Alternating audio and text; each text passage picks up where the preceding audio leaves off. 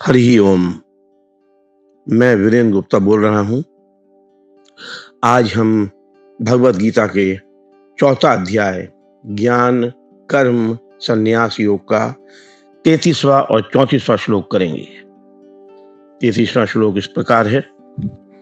श्रेयान् द्रव्यं यात यज्ञात ज्ञान यज्ञः परन्तप सर्वं कर्म अखिलं पार्थ ज्ञाने परिसमाप्यते। भगवान कृष्ण गीता में कह रहे हैं इस 33वें श्लोक में, हे परंतप अर्जुन, द्रव्य में यज्ञ की अपेक्षा ज्ञान यज्ञ अत्यंत श्रेष्ठ है तथा यावन मात्र संपूर्ण कर्म ज्ञान में समाप्त हो जाते हैं। इसको थोड़ा सा हम समझने का प्रयास करें। देखिए क्या भगवान कहना चाहते हैं इस बारे में, कि वो कह रहे हैं कि द्रव्य यज्ञों में एक तो द्रव्य का मतलब जो पदार्थ हैं, जो सामान है, जो चीजें हैं, उसमें कर्मों की आवश्यकता होती है और ये सब द्रव्य में यज्ञ हैं।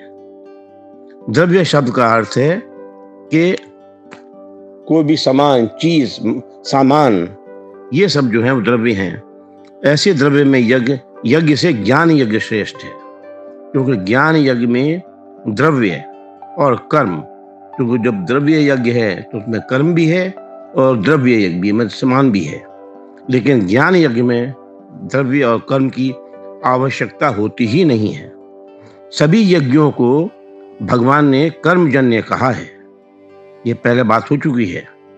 यहाँ भगवान कह रहे हैं कि संपूर्ण कर्म, जितने भी कर्म हैं, ज्ञान यज्ञ में समाप्त हो जाते हैं। इसका अर्थ है कि वो ज्ञान यज्ञ कर्मजन्य नहीं है। जैसे मैंने अभी कहा, द्रव्य यज्ञ में कर्म भी है और पदार्थ भी है, दोनों हैं, तो कर्म नहीं है इसमें, बल्कि विवेक है। विवेक का मतलब पावर ऑफ डिस्क्रिमिनेशन, वो है। द्रव्य यज्ञ समाप्त करके ही ज्ञान यज्ञ किया जाता है, ये भगवान ने कहा है इस बारे में। और क्या कह रहे हैं कि द्रव्य में यज्ञ से किया गया पदार्थ की मुख्यता है, पदार्थ है जो, और कर्म भी है, तो ये करण सापेक्ष है। इसका मतलब ये है कि हमारे हाथ से, पैर से, हाथों से, मन से ये सब हो रहा है। ये ज्ञान यज्ञ में विवेक प्रधान है, पावर ऑफ डिस्क्रिमिनेशन, विचार, विवेक विचार की मुख्यता है। इसलिए ये द्रव्य यज्ञ से ज्ञान यज्ञ श्रेष्ठ है। ज्ञान यज्ञ में संपूर्ण क्रिया, जितनी भी क्रियाएं हैं, और पदार्थों से संबंध टूट जाता है। इसका अर्थ है कि तत्व ज्ञान होने पर भी, जब आध्यात्म ज्ञान हो गया, आत्मा का ज्ञान हो गया, तो उस सब पता लग जाता है कि हमारा पदार्थों से और क्रियाओं से संबंध टूट गया है। ये जानना और पाना, और कुछ जानना और पाना शेष नहीं रहता, क्योंकि एक परमात्म तत्व के सिवाय किसी चीज की सत्ता है ही नहीं, एग्जिस्टेंस है ही नहीं किसी चीज की भी। अब 34वां करते हैं। तद्विद्धि प्रणिपातेन परिप्रशेन सेवया उपदेक्ष्यन्ति ते ज्ञानम ज्ञानिन तत्वदर्शिनः।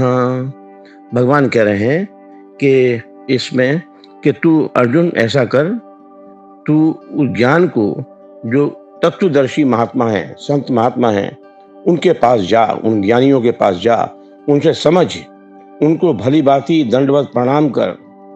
उनको करने से, उनकी सेवा करने से और कपट छोड़कर सरलता पूर्वक उनसे प्रश्न करने से तुझे परमात्म तत्व की प्राप्ति होगी।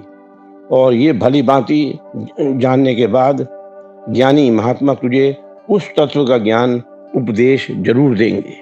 इसमें भगवान क्या कह रहे हैं, देखिए वो कह रहे हैं कि तू जा तत्व ज्ञानियों के पास। ज्ञानी मतलब जिसको तत्व, जिसका आत्मबोध हो गया है, जिसको अपना पता है कि मैं कौन हूँ। अभी हमें पता नहीं है कि हम कौन हैं, लेकिन जो तत्व ज्ञानी है उनको पता है कि अहम ब्रह्मस्मि, जैसे 4 वेद कह रहे हैं, अहम ब्रह्मस्मि, आयाम आत्मा ब्रह्म, प्रज्ञाननम ब्रह्म, तत्त्वमसि। तो तू ज्ञान प्राप्ति के लिए गुरु के पास जाकर उनको साष्टांग दंडवत प्रणाम कर। इसका अर्थ यह है कि गुरु के पास एक बहुत ही साधारण मनुष्य की तरह जा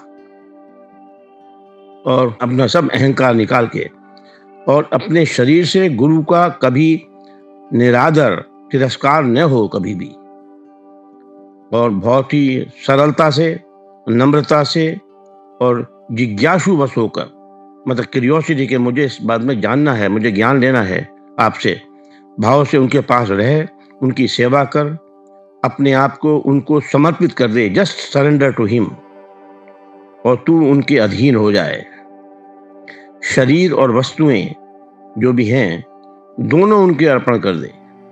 साष्टांग दंडवत प्रणाम करके अपना शरीर और सेवा से अपनी वस्तुएं उनको अर्पण कर दे। यहाँ वर्ड शब्द आया है सेविया। सेविया का समझ लें, शरीर और वस्तुओं से गुरु की सेवा करे, जिससे वे प्रसन्न हो, वैसा काम करे। उनकी प्रसन्नता प्राप्त करनी हो तो अपने आप को सर्वथा उनके अधीन कर दे, कुछ भी बीच में मत छोड़ना, सब कुछ पूरा उनके अर्पण कर दे। उनके मन के संकेत के आज्ञा के अनुसार ही काम करना है तुझे, वही तेरी वास्तविक सेवा होगी। संत महापुरुष की सबसे बड़ी सेवा है उनके सिद्धांतों के अनुसार अपना जीवन बनाना, कारण कि उन्हें सिद्धांत जितने प्रिय होते हैं उतना अपना शरीर भी उनको प्रिय नहीं होता। सिद्धांत की रक्षा के लिए वे अपने शरीर तक का त्याग कर देते हैं बड़ी आसानी से। इसीलिए सच्चा सेवक होकर जा, उनके सिद्धांतों का दृढ़ता पूर्वक पूरी रूप से उनका पालन करना है। यहाँ शब्द आया है परिप्रसेन, इसको थोड़ा समझ लें क्या कहते हैं। केवल परमात्म तत्व को जानने के लिए बड़े जिज्ञासी क्यूरियोसिटी से, सरलता और बहुत ही विनम्रता पूर्वक गुरु से प्रश्न करे, अपनी विद्वता ना दिखाए कि मुझे ये आता है, मुझे ये आता है, उनकी कभी परीक्षा ले, ऐसा ना करे। वो क्या है, मैं कौन हूँ, संसार क्या है, बंधन क्या है, मोक्ष क्या है, परमात्म तत्व का अनुभव कैसे हो सकता है, मेरे साधन में क्या क्या बाधाएं हैं, तत्व समझ में क्यों नहीं आ रहा है, आदि आदि ये प्रश्न अपने बोध के लिए वैसे ही उनसे कर। और यदि गुरु तत्वदर्शी हों, ये ध्यान रखना, तत्वदर्शी हों पर ज्ञानी न हों, तो वह शिष्य की तरह तरह की शंकाओं को समाधान नहीं कर सकते। यानी दोनों होना चाहिए, ज्ञानी भी और तत्वदर्शी भी। यदि गुरु शास्त्रों का ज्ञाता हो बहुत अच्छा, लेकिन तत्वदर्शी ना हो, मतलब आत्म का उसको बोध नहीं हुआ है, तो उसकी बातें वैसी ठोस नहीं होंगी और इससे ठीक भी नहीं होगा। यह बातें सुन सकता है, उनके बताने पर पुस्तक भी पढ़ सकता है, पर शिष्य को आत्मा का बोध नहीं होगा। इसलिए गुरु तत्वदर्शी और ज्ञानी दोनों ही होना बहुत जरूरी है। ये ध्यान रखें, तत्वदर्शी और ज्ञानी ये होना बहुत ही आवश्यक है, इसके बगैर काम नहीं चलने का। तो यही बात है कि उससे जब एक बार तत्व का ज्ञान हो जाएगा तो सब कुछ मिल जाता है। अनंत अनंत अनंत आनंद की अनुभूति होती है, उसको वर्णन करना मुश्किल है। आपके हृदय में जो परमात्मा विराजमान है उनको मैं साष्टांग दंडवत प्रणाम करता हूँ। मेरा प्रणाम स्वीकार करें। हरि ओम।